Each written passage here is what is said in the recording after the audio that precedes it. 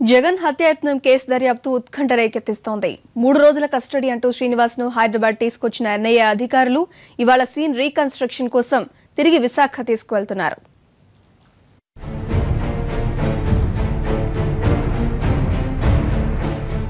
ప్రతిపక్ష నేత జగన్ పై హత్యాయత్నం కేసులో ఎన్ఐఏ విచారణ పూటకో మలుపు తిరుగుతోంది.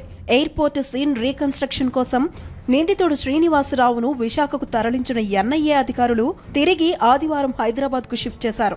కేసు విచారణకు విశాఖ అనువుగా లేదనే కారణంతో హైదరాబాద్ కు తరలిస్తున్నట్లు అతడి తరపు న్యాయవాదికి సమాచారం ఇచ్చారు. అలాగే కోర్టు ఆదేశాల మేరకు విచారణలో పాల్గొనాల్సిందిగా లాయర్ సలీంకు సూచించారు.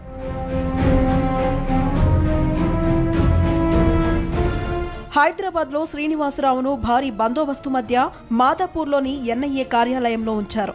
అయితే విచారణకు విశాఖ అనువుగా లేదని చెప్పిన అధికారులు ఒక్కరోజు గడిచిన తరువాత తిరిగి ఇవాళ విశాఖకు శ్రీనివాసరావును తీసుకెళ్తున్నారు. ఎయిర్పోర్ట్లో సీన్ రీకన్స్ట్రక్షన్ చేయనున్నారు. అలాగే అతడి నుంచి కీలక వివరాలు రాబట్టనున్నారు.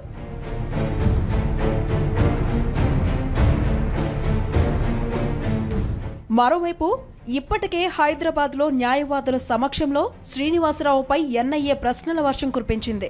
ఇవాళ విశాఖ తరలించి సీన్ రీకన్స్ట్రక్షన్ చేయడం ద్వారా మరిన్ని వివరాలు తెలుస్తాయని భావిస్తోంది.